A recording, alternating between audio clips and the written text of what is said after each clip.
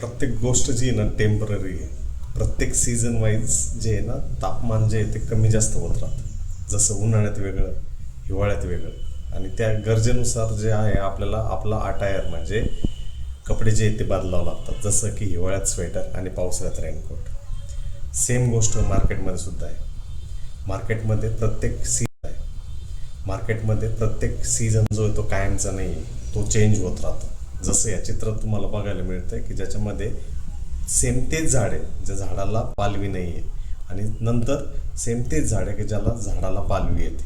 Same मार्केटमध्ये सुद्धा एक बियर फेज असतो ज्याच्यामध्ये तो सुद्धा पास होणार आहे. सेम वे स्टॉकमध्ये जो येतो एक बुल फेज सुद्धा असतो आणि तो सुद्धा पास होणार आहे. म्हणून याला आपण समजून घ्यायचं असतं आणि शेवटपर्यंत थांबायचं असतं, कारण आपण फ्रॅक्शनल काम करत नाही, लॉंगर रनच्या हिशोबाने काम करणं सगळ्यात महत्त्वाचं. आणि ही सायकोलॉजी असेल तर शेवटपर्यंत तुम्ही टिकू शकता, नाहीतर